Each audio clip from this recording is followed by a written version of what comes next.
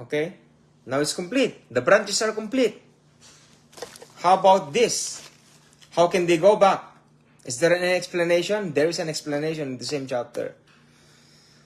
Now, once you are part of the original olive tree, all the fatness, all the blessings, all the promises which had given to the Israelites in the spirit realm will be yours too.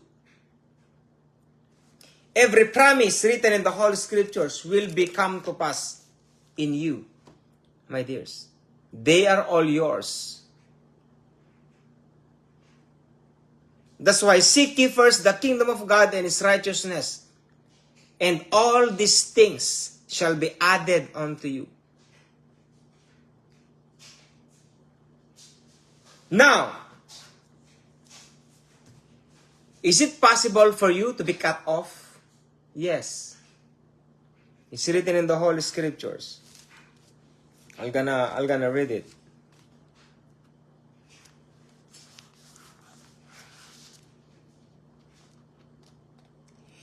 And if some of the branches be broken off, original branches, in verse 17. And if some of the branches be broken off, and thou, being a wild olive tree, wert grafted in among them, so they are grafted in among them, so these are the original olive tree, and you are just grafted in among them because of faith in the Lord Jesus Christ, you are grafted in, and with them partakest of the root and the fatness of the olive tree. You will be part of the whole tree. All the blessings, all the fatness, all what is in the tree. Boast not against the branches. Boast not. What does that mean? But if thou boast, thou bearest not the root, but the root thee. Do not boast, because you are not the one who carries the whole tree. You are not carrying the root, but the root carries you, he says. So what does that mean? Do not say that you are anointed person of the living God.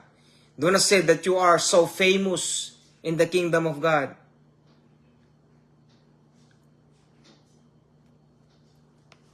Because sin is inevitable to those who would like to commit sin.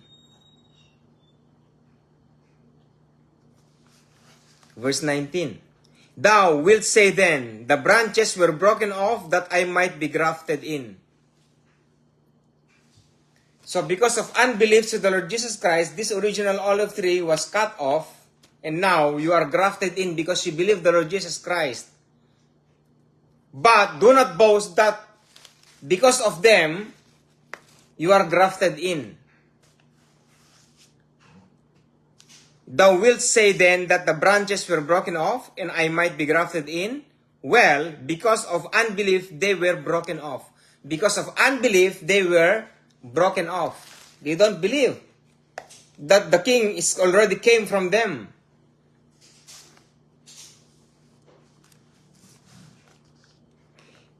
For if God spared not the natural branches, if God, who is that God? Not the Lord Jesus Christ. When you say God in the Holy Scriptures, it talks about God the Father, the Almighty God, not the Lord Jesus Christ. Never seen in the New Testament, the word God pertains to the Lord Jesus Christ. Never. When you say God, here in the New Testament, talks about God the Father. Jesus Christ is God, but if you study the Holy Scriptures in New Testament, when you say big God, talks about God the Father. If you want me to share Trinity, my dears, I can explain it to you so clearly.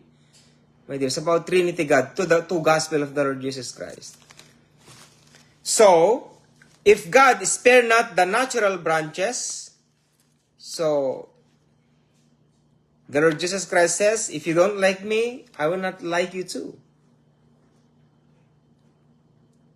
If you depart from me, just depart. Who cares? Jesus Christ will cry if his children will go to the lake of fire. He will cry, but only in a short period of time. Why? He have nothing to do with it.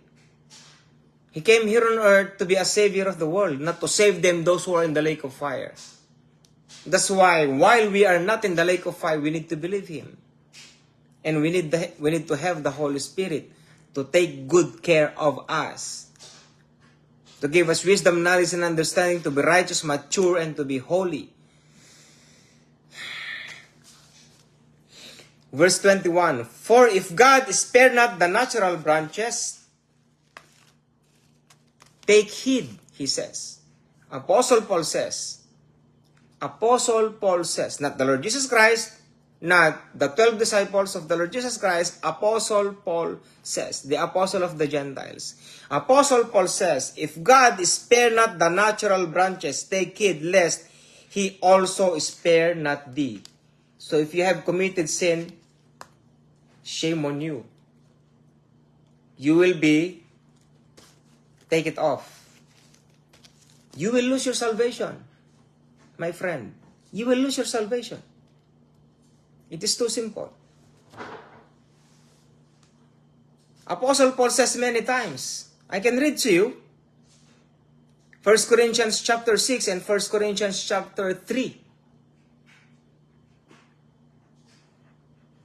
In 1 Timothy chapter 4, if you want more, study Revelation, the book of Revelation.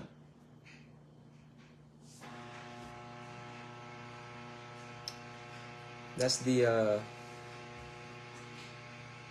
refrigerator. My dear, so how can you, where's salvation then? Where's salvation here? Can you preserve your salvation if you're committing sin? My dears, there is a sin that leads to death. And that's the reason why they are cut off. That's why in Hebrew chapter 6 verse 6, get your Holy Scriptures and study that one. You are putting the Lord Jesus Christ on the cross afresh. You should not do that. Do not boast, Gentile. Do not boast who we are. A bastard. Who we are. Dogs. You are a dog. I am a dog. It's in the Holy Scriptures, my dears. Can we change it? No. Is it an insult? Yes. Okay. Can you do something about it? No. You can fix it? No. If you are a dog, you are a dog. You are adopted like a dog. That's it. He did not say that once you believe the Lord Jesus Christ as your Lord personal Savior, you will become a lion, you will become a lamb. No, you are still a dog. Gentile is still a Gentile. My dear, it is an insulting, yes. We don't have a choice. Rather than going to hell, right? I'd rather to accept everything. James, you are a dog, you are a bastard, I just adopted you. So what, Lord? At least I am saved. At least you are my Savior, my Lord, Jesus. I don't care about my name. I don't care about my life. I care about you. So what, my dears? If the Lord Jesus Christ was insulted the Gentiles during His time, the Lord Jesus Christ, is it good to feed the dogs that is giving to the people of the living God? And I'm just paraphrasing. And then the woman says, the Reformation woman says, even the crumbs that fell from the master's table, we eat. See? Tidda laeng, tira-tira laeng. Just a leftover. The dog is eating, comes from the master's table. And then the Lord Jesus Christ says, you have a great faith. Your daughter is healed. So what, my dears, if the Lord Jesus Christ called us a dog? So what if the Lord Jesus Christ called us a bastard? So what? As long as we are saved, my dears, at least we became one to the original olive tree. My dears, but take heed lest He also spare not thee. He will not spare us. He will not keep us if we are committing sin. He will not keep us. He will not take us off. We cannot go to heavens above by sinning. That is unfair. God is a judge. God is a just God, my dears. Let us continue.